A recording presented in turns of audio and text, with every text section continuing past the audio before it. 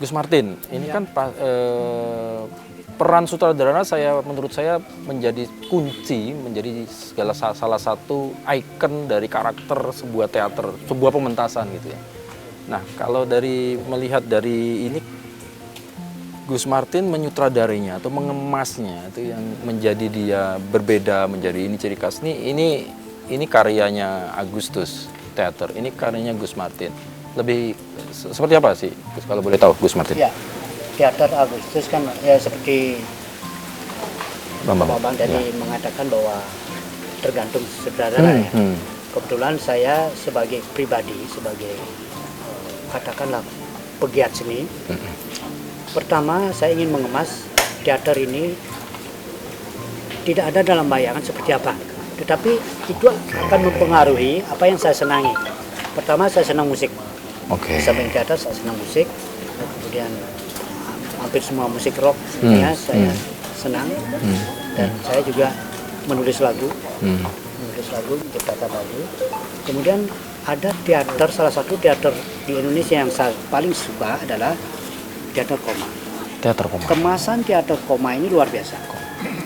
Salah satu cirinya adalah menghibur. Apa yang dipakai untuk alat hibur? Salah satu diantaranya bagi saya itu musik. Jadi pementasan itu menjadi cair dengan musik.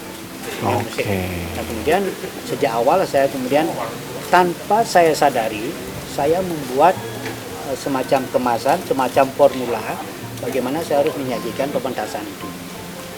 Tidak serius, jadi penonton itu tidak ngotot menonton cerita, tapi mereka terhibur juga. Jadi musik itu menyatu di dalam pementasan itu. Dia bukan sebagai pengiring, kan banyak Iya, betul. Oh, diiringi dengan musik. Iya, betul. Ini tidak. Musik ini menjadi bagian penting dari pementasan itu. Jadi makanya kemudian orang kan mengatakan, oh ini musikal gitu. Kenapa itu? Sejak awal saya bergabung di Sanggar Kukruyuk. Dramanya adalah drama operet. Kemudian di sana Pak Taru menciptakan lagu. Kemudian saya bermain itu tidak berdialog biasa. Kamu mau kemana? Tidak. Kamu mau kemana? Jadi ada musikal. Ini yang kemudian mempengaruhi saya di dalam proses bagaimana saya mengemas kemudian teater Agustus itu. Selalu ada lagu. Setiap pementasan itu minimal ada 6 lagu. Masuk, saya bikinkan lagu dan mereka semua orang-orang musikal, orang-orang musik juga. Dimainkan juga. Penyanyi luar biasa ini. Jadi tidak perlu saya mencari musik orang lain. Ya kan banyak teater yang ketika dia pentas, dia menyewa, membutuhkan tenaga musiknya di luar. Jadi sudah dengan sendirinya orang-orang teater. Yang main gitar dia, nyanyi juga dia gitu. Jadi lengkap.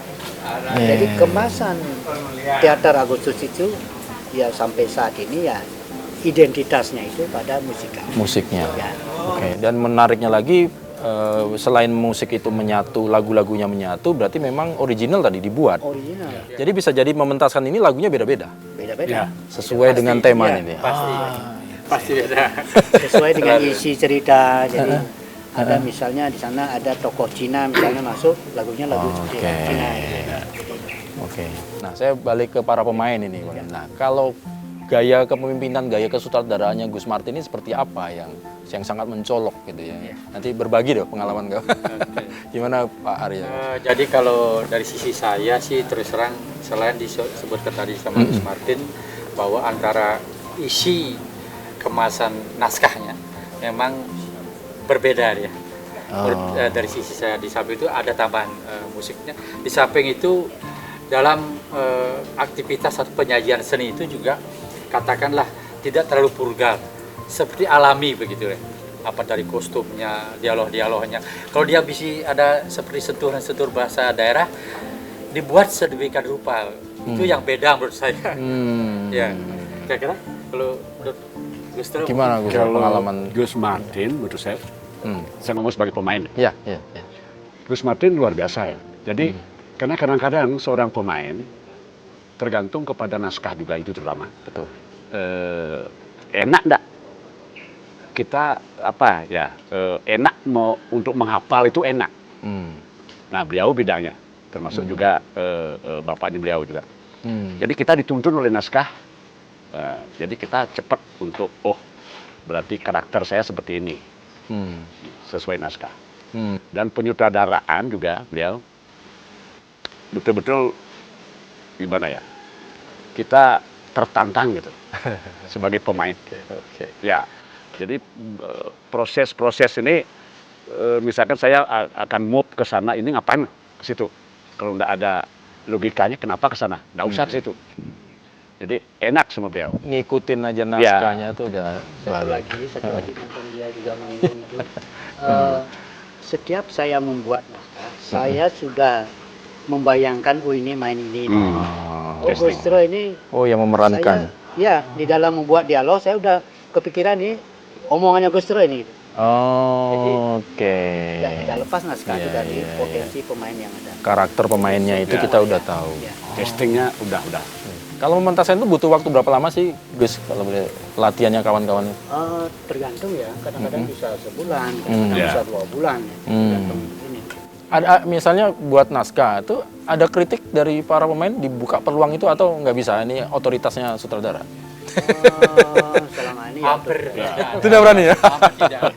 Karena yang tahu Yang tahu sutradara ya. yang gitu ya dong. Beliau membuat naskah sudah terpikir semua. Cuma nanti ketika penggarapan, ketika saya menjutradarai dan belakangan kan saya sudah regenerasi sutradara. Teman-teman yang lain saya suruh sutradarai. Sudah mulai Naskahnya tetap diarahkan. saya. Jadi tolong kamu si A sudah mulai. Saya mundur itu. Saya mengawasi saja. Nah, di dalam proses latihan tetap saya serahkan kepada masing-masing pemain untuk mengembangkan itu, mengimprovisasi. Jadi tidak mutlak lah harus begini tidak. Malah dari pemain masukan itu banyak. Gimana kalau begini, silakan. Sepanjang itu bagus, saya terima. Nah, kalau dari tahun 81 pertama sampai dengan sekarang kurang lebih udah ada berapa pementasan, Gus? Ada berapa episode, Gus? Sampai berapa ratus ini?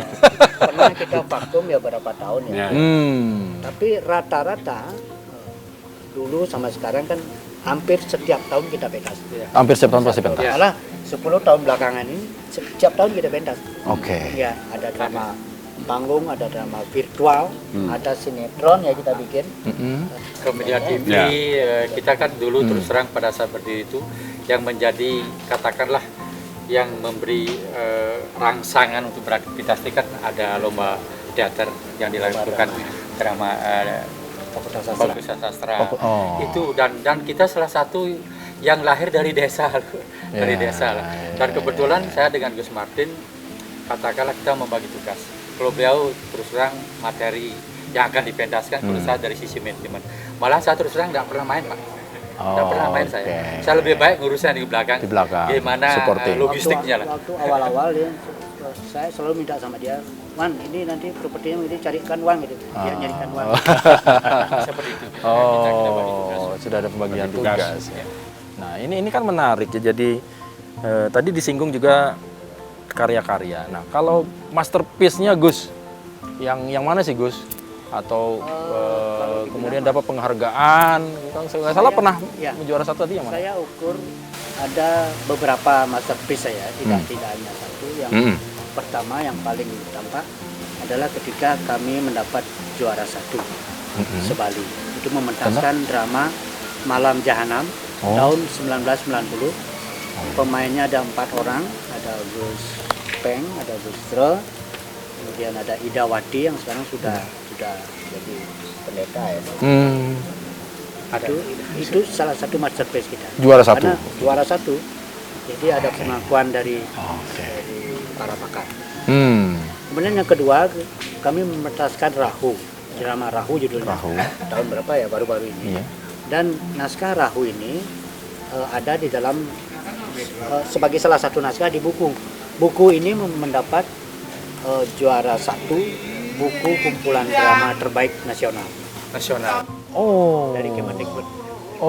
Ini kita kita mainkan, pentaskan. Itu masterpiece karena ada pengakuan. Artinya karya-karya beliau bukan tingkat daerah, sudah diakui nasional gitu. Kenapa kita ragu? Dan beberapa pemain, Mas, dari Teater Agustus, itu pernah ikut festival teater nasional. Sampai tingkat nasional? Tingkat nasional. dan mendapat the best five, 5 besar. Oh gitu. Ya, Main Bali, sampai di luar Bali di mana aja nih? Jakarta, ya di Bandung. Ya. Oh di Bandung. Ya. Wah. Tapi personal kalau teater Agustus Iya. ini belum pernah. Belum, Oh, belum, oh, belum. secara ini. Oh. Anggotanya. Ya, ya, ya. Tadi menyinggung tentang regenerasi. Jadi memang seperti di awal tadi saya sampaikan. Kadangkala kalau seniman itu kan egonya tinggi, Pak. Ya, ya. Hanya mikirin dia diri sendirinya saja. Pada saat sudah usia, lah baru terpikirkan. Akhirnya punah dalam tanda kutip, tidak ada ini. Tapi kalau Teater Agustus kan ternyata menyadari itu dan melakukan regenerasi. Bagaimana proses regenerasinya? Apa yang mencetuskan itu? Sebenarnya kesadaran tentang regenerasi itu kan baru saja. Tapi Oke. kami sudah melakukan itu sejak Sudah awal. terjadi. Sudah Oh. Terjadi. Kami tidak sadar bahwa itu regenerasi. Oh. Baru belakangan kami sadar, oh ini yang dimaksud dengan regenerasi. Kami selalu memasukkan pemain-pemain baru. Yang utama adalah pemain dari lingkungan keluarga dulu. Anak saya pernah Ya, main. seperti itu prosesnya. Kemudian cucu saya juga ikut main di Kuala sebagai pemain cilik.